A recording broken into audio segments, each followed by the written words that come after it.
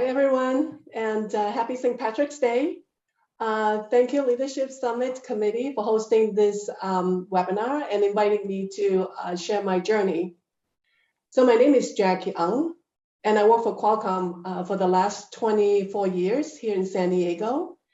I live in San Diego with my husband. I have 2 kids, but they're grown and they're not in my house anymore and not on my payroll. So I'm very happy about that.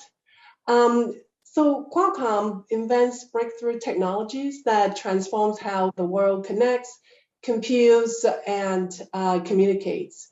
If you have a smartphone, it probably has a Qualcomm product in it, and I hope you like it. My education and my background is in finance and accounting. Throughout my career at Qualcomm, I had the opportunity to move around. I worked in finance first, then I moved into supply chain operations, project management, and now I am director of compliance. Well, we are excited that you're here with us today. We have your slides pulled up. I'm controlling them from my side, so just say next slide and I'll keep up. So okay, take it away, the floor is yours. I think you can just stay there. As the director of compliance, I lead the global anti-corruption program supporting over 40,000 employees worldwide. My work is a key ingredient to the success of the company. We partner with employees about the importance of doing business ethically. We believe an ethical company promotes a healthy work culture and employees are happier.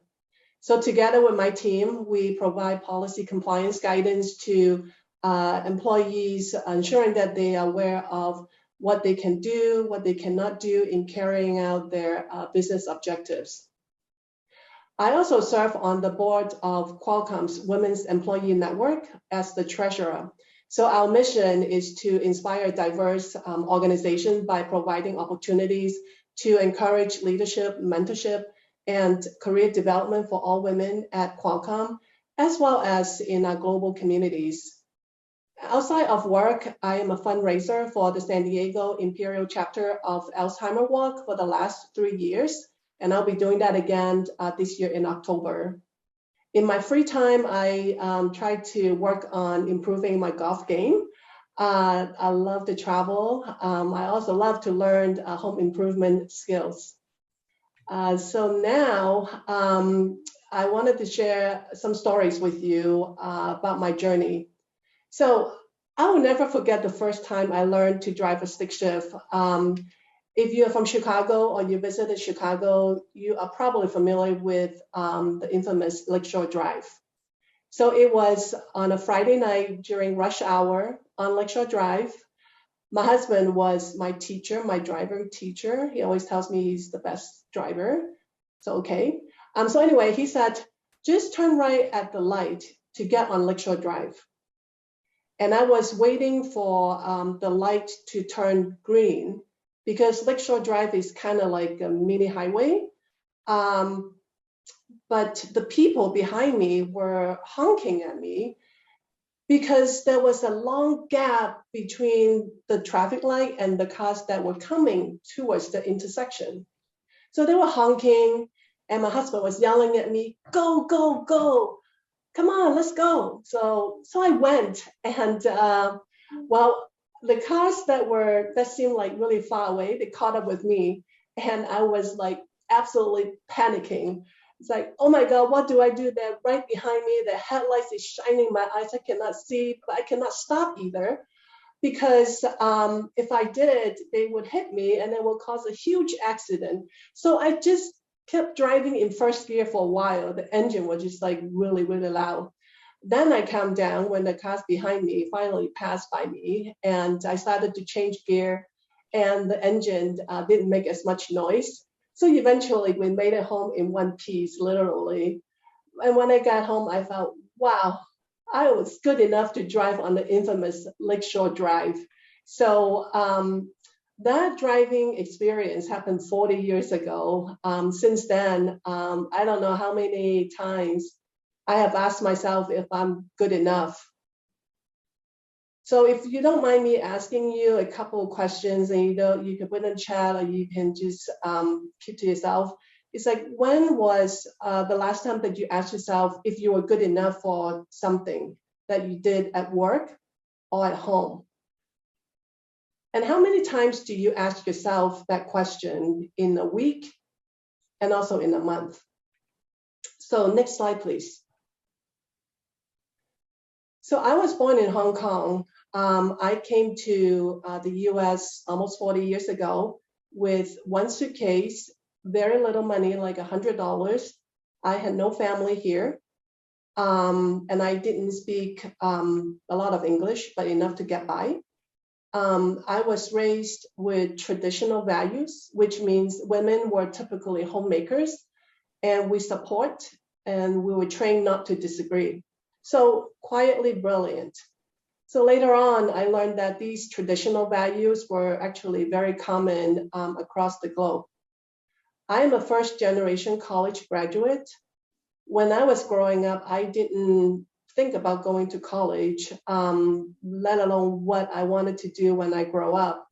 So my career journey has been sort of like taking a scenic route to get to where I am today. So my husband, on the other hand, is completely opposite. He and his siblings all graduated from college. They work as lawyers, engineers, accountants, general managers. They run their own business.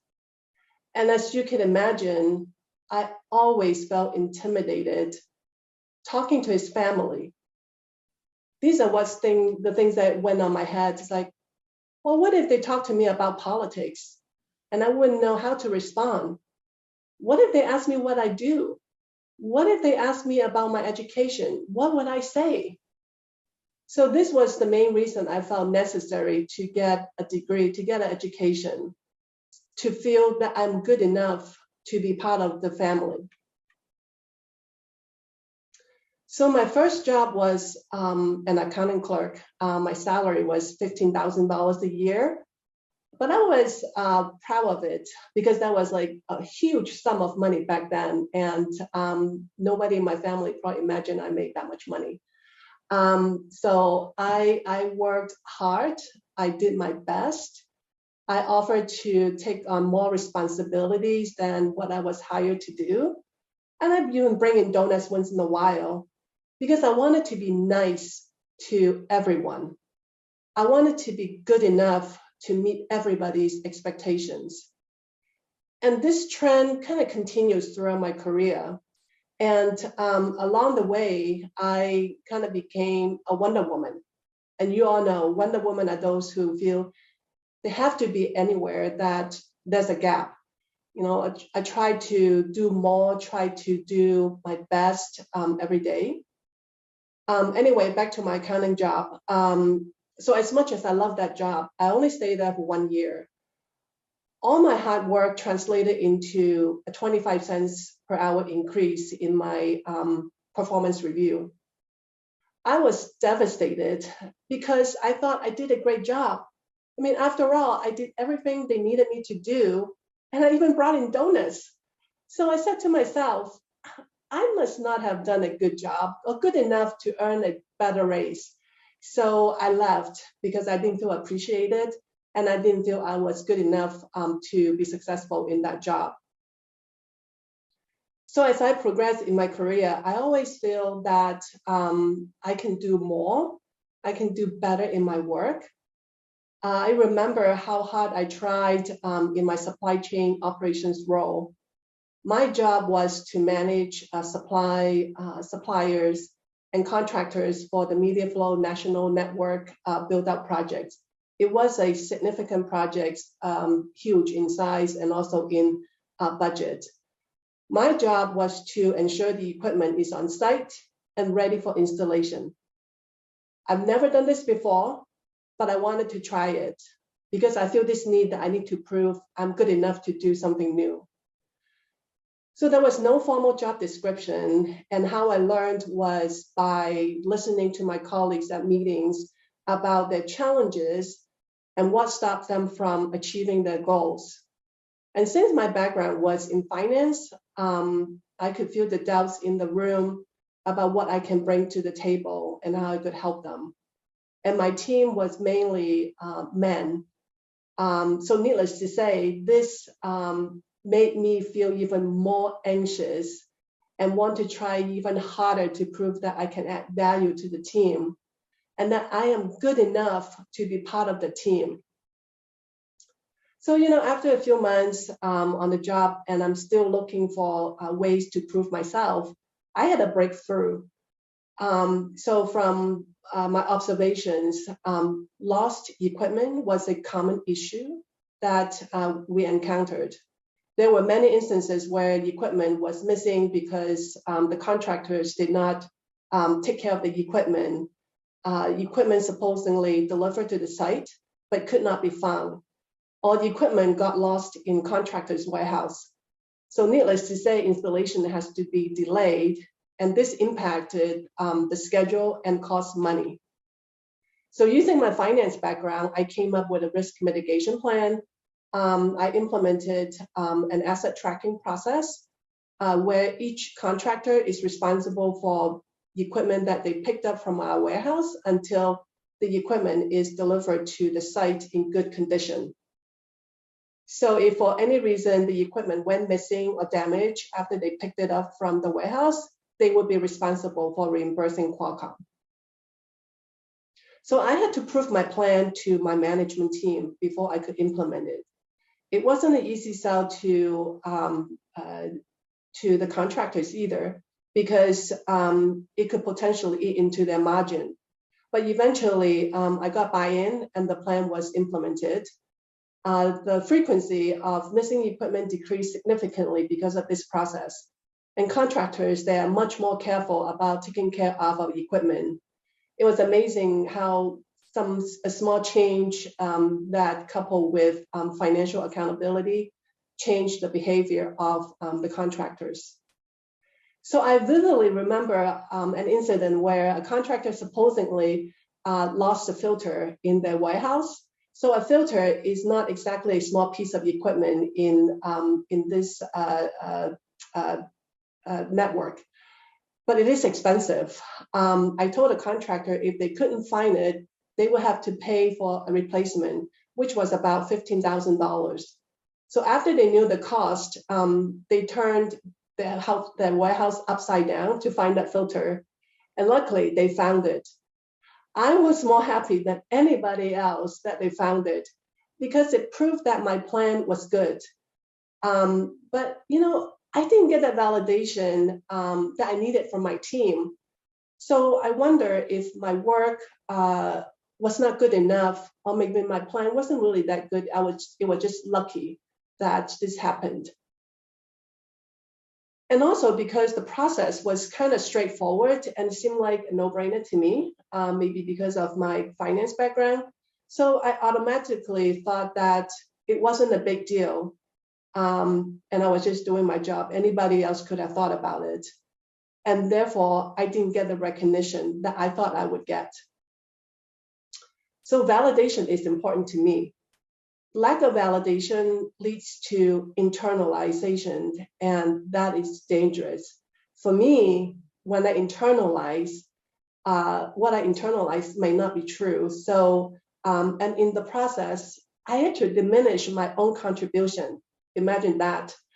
So the point of sharing this story is that lack of validation doesn't mean that your work is not good enough. It doesn't mean that you are not good enough. It's just that people are not good at giving feedback and giving validation. So, so that's the point of the story. So on a personal front, my work has always been very demanding. Just like all of you working women out there, your job demands a lot from you. And this is true, especially when my kids were growing up. Luckily, my husband decided to stay home and took care of the kids and also the house. And I don't know what I would do without him. So demanding work means that I could attend only a couple of school events during the year. And the way that I spend time with my kids was taking them to the office on the weekend, or, we all sit at the table doing work and they do their homework together. I was working so many hours that I didn't have time to think about what I was sacrificing for work. So it hit me one day when I introduced myself to another mom at a cross-country event. She said to me, "Oh, I didn't know Victoria has a mom." Victoria is my daughter. I actually need to thank that mom because she made me realize that I was missing in my kids' life. I can't imagine what my kids were going through. They were probably really embarrassed that, her mom was never present at the event. But as much as I wanted to change, I couldn't because my work was important because I need my job to support my family.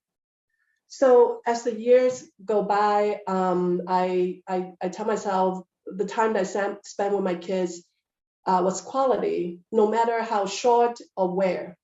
They appreciate me and they enjoy being with me when we were together. So my kids are grown now. My daughter is an engineer and my son is an auditor. So they both have very good work ethics, and I'm very proud of them. They have the tenacity that I had. We are good friends now. They ask me for help with their work-related issues, office politics, career development. And this makes me happy because it's evidence that I'm good enough to raise two good human beings while working a demanding job. But I have to say now the table has turned. Now they don't have time for me because they're super busy with their work. But the time that we have together is always quality, just like the old days. So I wanted to share this story with you because many of us are struggling to balance between work and personal obligations. And I wanted you to know that you are not alone. So having it all is possible if you define what all or balance is to you. You're good enough to have it all. So next slide, please.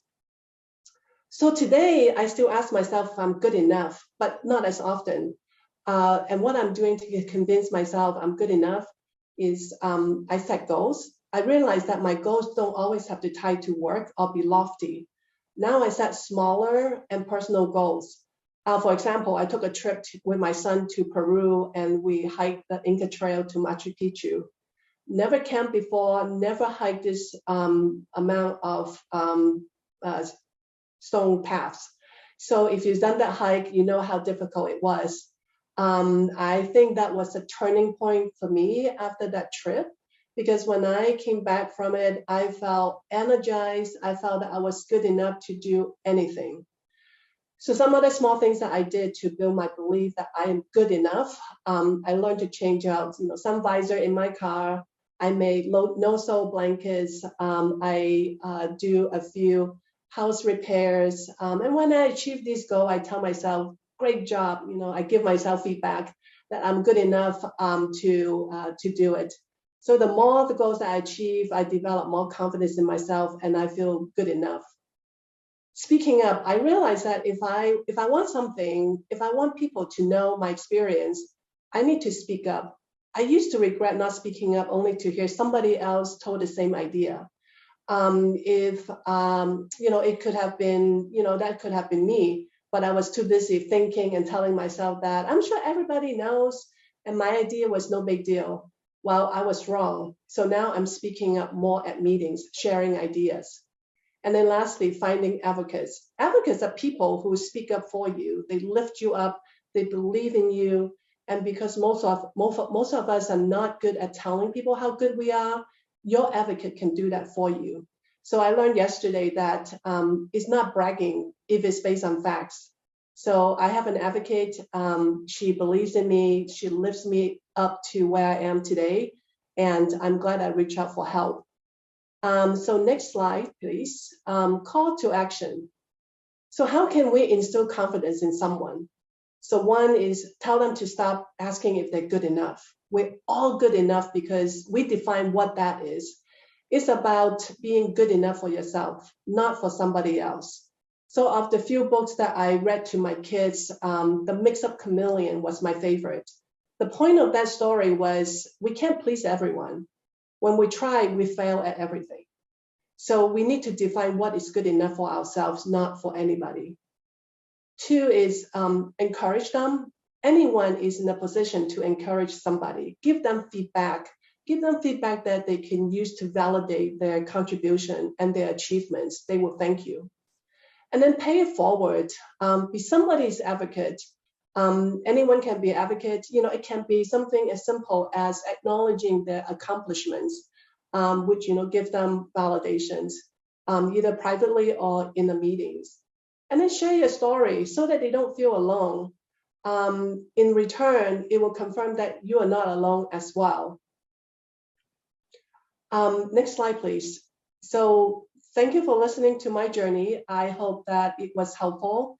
And if you ask yourself if you're good enough, the answer is you are good enough. And now I will turn mic back to the moderator. Thank you very much. Well, Jackie, thank you so much for that presentation. A lot to think about, and thank you for sharing your journey.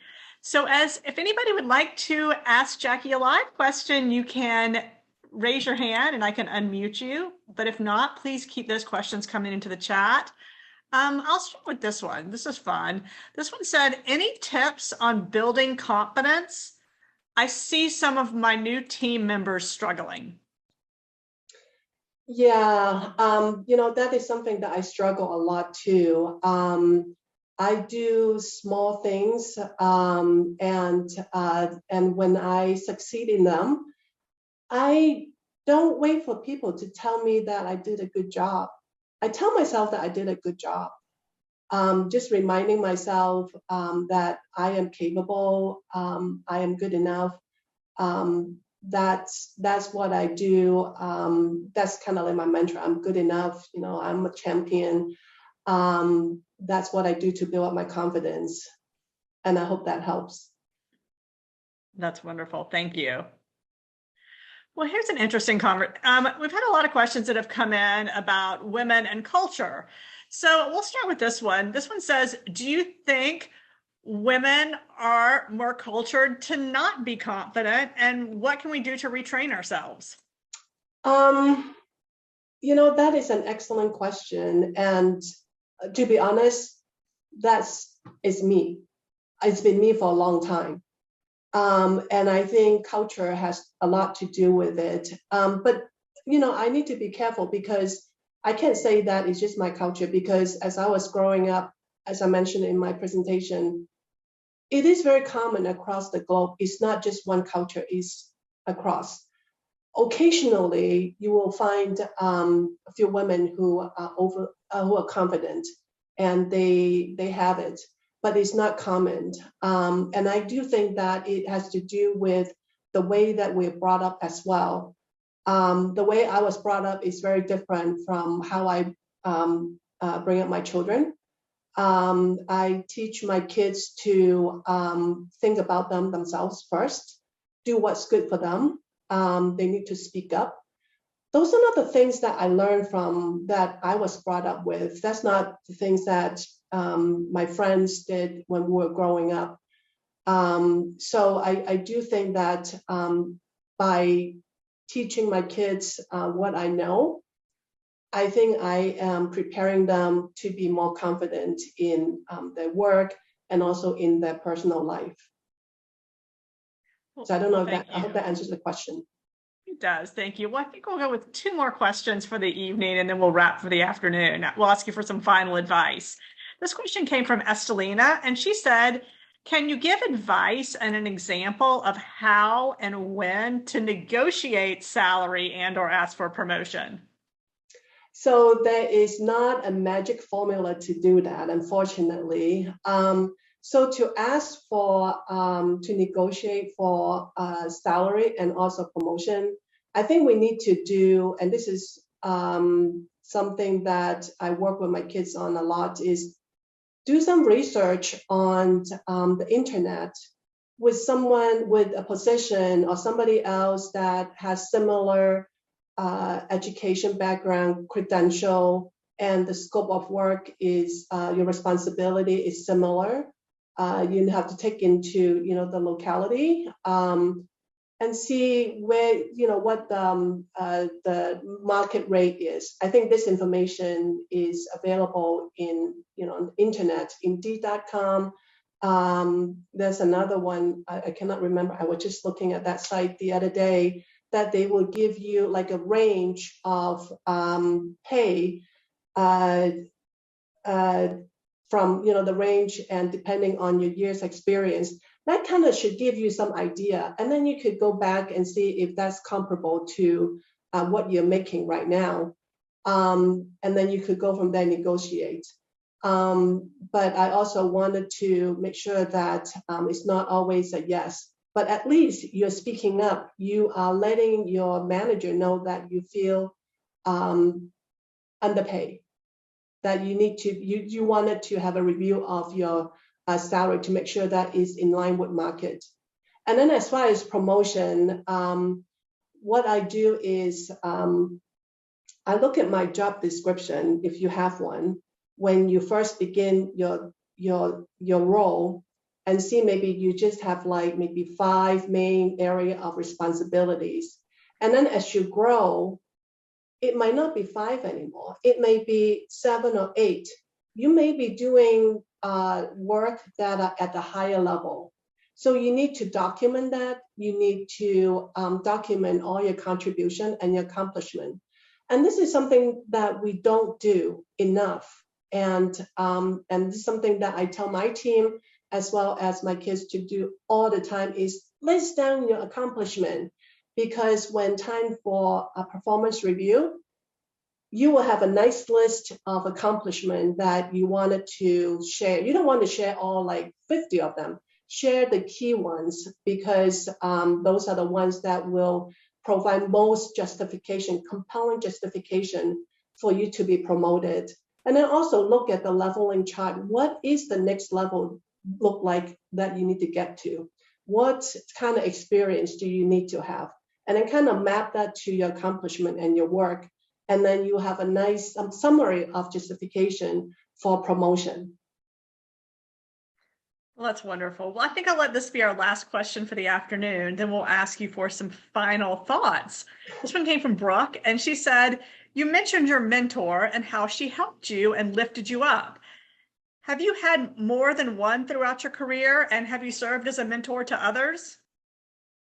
So I have served as mentor to others, and I share my experience because, like I mentioned earlier, sometimes when we share our stories, you make the other person feel that they are not alone, and you empower them to do something about it based on your experience.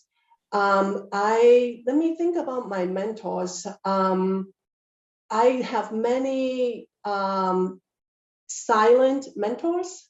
So those are the ones that I observe of what they do, how they behave, how they conduct themselves at meetings, at work, how they treat other people. I remember vividly my very first manager. She used to come around at 8 o'clock, and we were in cubicles. She used to walk around and say hi to everybody, good morning. And one day I said, wow, that's really nice that you take time out of your busy day to come around and talk to everybody. And then she shared a secret with me. She said, well, I wanted to see who is there at 8 o'clock. And I thought, wow, that was a really good idea, because she is, wanting to know who is doing their work, but she's not saying out loud. So, but in return, she makes people feel that she cares about them. So that's something that I learned from her, and that's something that I also do. Not so much to check whether my employees comes into work at the right time or they leave at 5, because nowadays we all work flex hours, so that doesn't matter. But 30 years ago, that wasn't the case. So I have a mentor that is my manager. She's very, very, very good advocate for me and for women out there. I can't thank her enough. She encouraged me to speak up, encouraged me to push the envelope and take risk. So I am just really fortunate that I reached out and I met her. So I hope that answers your question. Oh, that's wonderful. I wrote that down. I like silent mentor. That's wonderful to have. Just people you look up to. So as we end for the afternoon, do you have any final advice for our listeners today? I think that we need to believe in ourselves.